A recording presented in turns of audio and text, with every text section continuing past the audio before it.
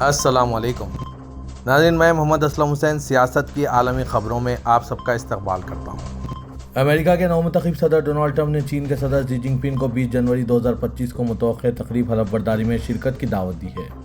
یہ دعوت ٹرمپ کی جانب سے چینی مصنوعات پر عائد کسٹم ڈیوٹیوں میں اضافے کی دھمکی کے چند دن بعد سامنے آئی ہے۔ اگرچہ 19 جنوری 2025 کو چینی سوشل میڈیا پلیٹ فارم ٹک ٹاک کی فروخت پر پابندی کے لیے قانون نافذ ہونے والا ہے، لیکن ٹرمپ کا اپنے چینی ہم منصب شی جن پنگ کو 20 جنوری 2025 کو متوقع حلف برداری کی تقریب میں مدعو کرنا خاص توجہ کا حامل ہے، کیونکہ وہ کئی علاقائی اور بین الاقوامی مسائل پر ایک دوسرے کے آمنے سامنے ہیں۔ شی جن پنگ نے ٹرمپ کی دعوت قبول کی ہے یا نہیں، اس بارے میں ابھی تک کوئی بیان جاری نہیں کیا گیا۔ امریکہ کے 47ویں صدر منتخب ہونے والے ڈونلڈ ٹرمپ نے بشار الاسد کی حکومت کا تختہ الٹنے والے شام کے بارے میں بیان میں کہا کہ انہیں اپنا دفاع خود کرنا پڑے گا، کیونکہ ہم مداخلت نہیں کریں گے۔ ڈونلڈ ٹرمپ نے 7 دسمبر کو نوٹر ڈیم کیتھیڈرل کے افتتاح کے لیے فرانسیسی دارالحکومت پیرس کے دورے کے دوران پیرس میں جریدے کو ایک انٹرویو دیا۔ انٹرویو میں بین الاقوامی بحرانوں اور مشرق وسطی کی صورتحال کا جائزہ لیتے ہوئے ٹرمپ نے کہا کہ ان کی ترجیحات میں روس کے ساتھ یوکرین کے مسئلے کو حل کرنا شامل ہے۔ مشرق وسطی کی صورتحال کے بارے میں جہاں اسرائیل اپنے حملے جاری رکھے ہوئے ہیں، ٹرمپ نے کہا مشرق وسطی کا انتظام ایک کم سطح کی مشکل صورتحال ہے۔ ٹرمپ نے کہا دنیا میں بہت سے بحران ہیں، ہمیں گزشتہ دنوں شام سے خبریں موصول ہوئی ہیں، انہیں اس مسئلے کا خود حل نکالنا ہوگا، کیونکہ ہم اس عمل میں مداخلت نہیں کریں گے۔ فرانس بھی اس میں شامل نہیں ہوگا۔ اس بات کا اعادہ کرتے ہوئے کہ ان کی ترجیح روس کے ساتھ یوکرین کے مسئلے کا حل ہے، ٹرمپ نے کہا یہ دونوں ممالک ناقابل یقین انسانی نقصانات کا سامنا کر رہے ہیں، لاکھوں فوجی مارے گئے ہیں۔ مشرق وسطی بھی اہم ہے، لیکن میرے خیال میں یوکرین اور روس کے مقابلے میں یہ قدر کم مشکل صورتحال ہے۔ اسرائیلی اخبار نے دعویٰ کیا ہے کہ معزول شامی صدر بشار الاسد کی دمشق سے ماسکو ہنگامی روانگی کا اہتمام روس کی انٹیلیجنس نے کیا تھا۔ چند روز قبل شام کے سابق صدر بشار الاسد باغی افواج کی پیش قدمی کے سبب دمشق سے طیارے میں فرار ہو کر روس چلے گئے تھے۔ بشار الاسد کے دمشق سے فرار ہوتے وقت ایسی اطلاعات بھی سامنے آئی ہیں کہ سابق صدر کے طیارے کا کنٹرول ٹاور سے رابطہ منقطع ہو گیا ہے، جس کے بعد اس خدشے کا اظہار بھی کیا گیا کہ مفروض شامی صدر کا طیارہ حادثے کا شکار تو نہیں ہوا ہوگا۔ تاہم بعد ازاں روسی نائب وزیر خارجہ نے بتایا کہ بشار الاسد برطانوی نژاد و اہلیہ اور بچوں کے ہمراہ روس کے دارالحکومت ماسکو پہنچ چکے ہیں، جہاں انہیں سیاسی پناہ دے دی گئی۔ اب اسرائیلی اخبار نے ذرائع کے حوالے سے دعویٰ کیا ہے کہ روس کی جانب سے بشار الاسد کو بتایا گیا ہے کہ وہ جنگ ہار چکے ہیں۔ دمشق کی جانب باغیوں کی پیش قدمی پر روس نے بشار الاسد کو شام فوری چھوڑنے کا مشورہ دیا۔ اسرائیلی اخبار کی رپورٹ میں کہا گیا ہے کہ بشار الاسد سے کہا گیا ہے کہ وہ اپنے قریبی رفقا کو اطلاع دیے بغیر ماسکو کے لیے روانہ ہو جائیں۔ بشار الاسد نے ہنگامی روانگی سے قبل اپنے قریبی رفقا کو اطلاع نہیں دی۔ امریکی جریدے سے بلومبرگ کی رپورٹ کے مطابق روس کے صدر پوٹن نے بشار الاسد کو محفوظ طریقے سے ماسکو منتقل کرنے کے آپریشن کی منظوری دی، جس کے بعد روسی انٹیلیجنس نے بشار الاسد کے محفوظ سفر کا اہتمام کیا۔ اسرائیلی اخبار کی رپورٹ کے مطابق بشار الاسد دمشق سے اپنی نجی جیٹ میں شام میں روسی ایئر بیس پہنچے۔ بشار الاسد کے سفر کے دوران طیارے کا ٹرانسپورٹر بند کر دیا گیا تاکہ طیارے کی لوکیشن اور دیگر معلومات کا پتہ نہ چل سکے۔ رپورٹ کے مطابق بشار الاسد خمیم ایئر بیس سے روسی فوجی طیارے میں ماسکو کے لیے روانہ ہوئے۔ روس کے سفر کے دوران ترک فضائی حدود سے اجتناب کیا گیا۔ امریکہ کے نومنتخب صدر ڈونلڈ ٹرمپ نے آج جمعرات کو اعلان کیا کہ سابق T V anchor Kari Lake کو امریکی حکومت کے Voice of America media outlet کی مستقبل کی سربراہ کے طور پر نامزد کیا گیا۔ ڈونلڈ ٹرمپ نے اپنے microblogging handle Truth Social پر کہا، مجھے یہ اعلان کرتے ہوئے خوشی ہو رہی ہے کہ Kari Lake Voice of America کی ہماری اگلی ڈائریکٹر کے طور پر کام کریں گی۔ ٹرمپ نے کہا کہ محترمہ لیک امریکی ایجنسی برائے عالمی میڈیا کی آنے والی سربراہ کے ساتھ مل کر کام کریں گی۔ ڈونلڈ ٹرمپ نے کہا وہ امریکی ایجنسی برائے عالمی میڈیا کی ہماری اگلی سربراہ مقرر کریں گی اور ان کے ساتھ مل کر کام کریں گی، جس کا میں جلد اعلان کروں گا، تاکہ اس بات کو یقینی بنایا جا سکے کہ آزادی اور آزادی کی امریکی اقدار کو دنیا بھر میں فروغ دیا جائے۔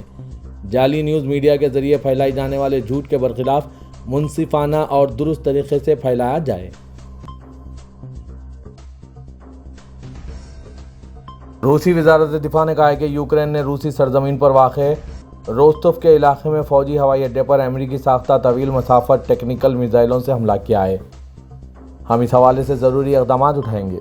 وزارت کی جانب سے جاری کردہ بیان میں کہا گیا کہ یوکرین کی فوج نے آج روستوف علاقے کے شہر تاگانروگ کے فوجی ہوائی اڈے پر مغربی ساختہ بلند حساسیت کے حامل ہتھیاروں سے حملہ کیا۔ بیان میں کہا گیا کہ تحقیقات کے نتیجے میں اس بات کا تعین ہوا ہے کہ اس حملے میں ATACMS-6 میزائل استعمال کیے گئے۔ ان میں سے 2 کو پینٹسر فضائی دفاعی نظام نے مار گرایا ہے اور باقی ماندہ کو الیکٹرانک ذرائع سے بلاک کیا گیا۔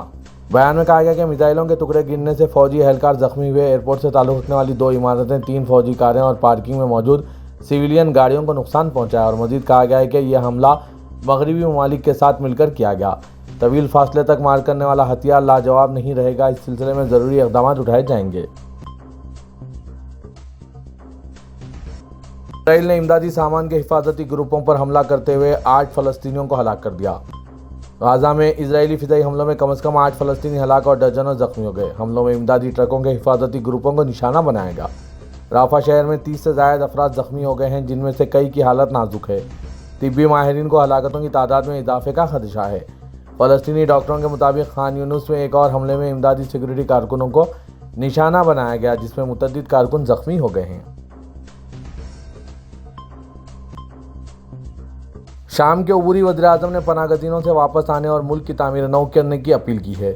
شام کے نئے عبوری وزیراعظم محمد بشیر نے لاکھوں پناہ گزینوں کو واپس لانے، شہریوں کی حفاظت کو یقینی بنانے اور بنیادی خدمات بحال کرنے کا وعدہ کیا۔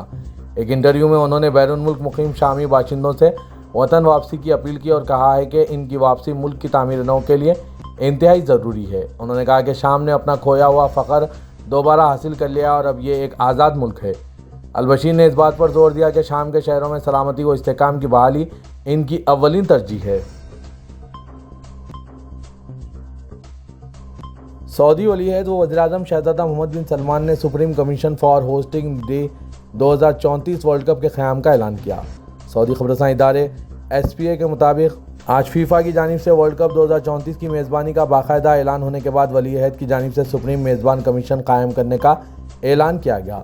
سپریم میزبان کمیشن میں وزیر اسپورٹ شہزادہ عبدالعزیز بن ترکی، وزیر داخلہ شہزادہ عبدالعزیز بن سعود بن نائف، وزیر ثقافت شہزادہ بدر بن عبداللہ بن فرحان، وزیر مملکت اور رکن شورا محمد آل شیخ، وزیر بلدیات و ہاؤسنگ ماجد حقیل، وزیر خزانہ محمد جدان، وزیر اتصالات انجینئر عبداللہ بن عامر، وزیر افرادی قوت سماجی بہبود انجینئر احمد راجحی، وزیر ٹرانسپورٹ و لاجسٹک سروسز انجینئر صالح جاسر اور دیگر اعلیٰ عہدیدار شامل ہیں۔ سپریم میزبان کمیشن ورلڈ کپ 2034 کی میزبانی کے لیے تمام تر انتظامات کرے گی اور اپنے لائحہ عمل کے بارے میں اعلیٰ قیادت سے رابطے میں رہے گی۔ سعودی عرب کے شہر جدہ میں سپریم ڈوم میں لٹریچر اینڈ ٹرانسلیشن کمیٹی کے زیر انتظام انٹرنیشنل کتب میلے کا افتتاح آج جمعرات کو انجام دیا گیا۔ میلے میں 1000 سے زائد مقامی اور عالمی شہرت یافتہ پبلشر شرکت کر رہے ہیں۔ سعودی خبررساں NCSPA کے مطابق میلہ 21 دسمبر تک جاری رہے گا۔ میلے میں 450 سے زائد پویلینز بنائے گئے ہیں۔ کتب میلے میں ثقافتی شوز کا بھی اہتمام کیا گیا ہے، جبکہ تعلیمی اور ادبی محافل اور ورکشاپس بھی منعقد کیے جا رہے ہیں۔ بچوں کی دلچسپی کے لیے بھی خصوصی اہتمام کیا گیا۔ بچوں کے لیے بنائے گئے سیکشن میں تعلیمی کہانیاں اور ڈرائنگ کے اسٹالز بھی لگائے گئے ہیں۔ علاوہ ازیں ٹی وی کارٹونوں کی تیاری کے مراحل سے بھی بچوں کو آگاہ کیا جا رہا ہے۔ پبلشنگ ادارے کے general director administration doctor Abdul Latif واصل نے بتایا کہ جدہ کتب میلے میں سب سے ترجمہ اور ادب کے شعبے کو کافی اہمیت دی جا رہی ہے، کیونکہ اس کے ذریعے ادب و ثقافت کا تبادلہ ہوتا ہے اور ایک ملک کے شہری دوسرے ملک کے بارے میں اچھی طرح معلومات حاصل کر سکتے ہیں۔ سعودی ولی عہد شہزادہ محمد بن سلمان سے عراقی وزیراعظم محمد شیعہ سوڈانی نے ٹیلی فون پر رابطہ کیا۔ سابق ویب سائٹ کے مطابق دونوں رہنماؤں نے سعودی عرب اور عراق کے درمیان برادرانہ تعلقات کے فروغ پر بات چیت کی۔ شہزادہ محمد بن سلمان اور عراقی وزیراعظم نے خطے کو درپیش تازہ ترین حالات اور امن و استحکام کے لیے کی جانے والی مشترکہ کوششوں پر بھی تبادلہ خیال کیا ہے۔ صدر ترکی رجب طیب اردوغان نے کہا ہے کہ خونی باعث حکومت کے خاتمے کے ساتھ ہی شام میں امن و سلامتی کے دروازے کھل گئے ہیں۔ صدر اردوغان نے انسانی حقوق کے عالمی دن کے موقع پر فیس آف بردرہڈ پروگرام سے خطاب کیا۔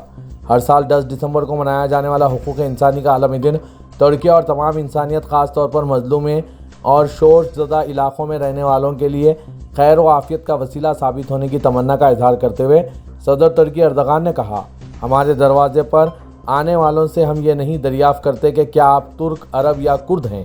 ہم سے مدد مانگنے والوں سے کیا تم مسلمان، عیسائی یا یہودی ہو، ہم نے نہیں پوچھا اور نہ ہی رنگ و نسل کی تفریق کی ہے۔ انہوں نے کہا کہ ہم احتجاج مندوں کی شناخت ان کے عقائد یا ان کی نسل سے قطعی نظر نہ صرف اپنے ملک کے دروازے کھولتے ہیں بلکہ اپنے دلوں کے دروازے بھی کھول دیتے ہیں۔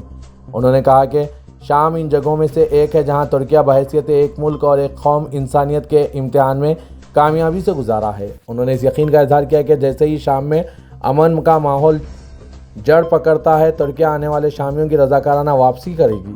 ان کے ملک میں خانہ جنگی کی وجہ سے وقت گزرنے کے ساتھ ساتھ باعث حکومت کے خاتمے کے ساتھ ہی شام میں امن و سلامتی کے دروازے کھل گئے ہیں۔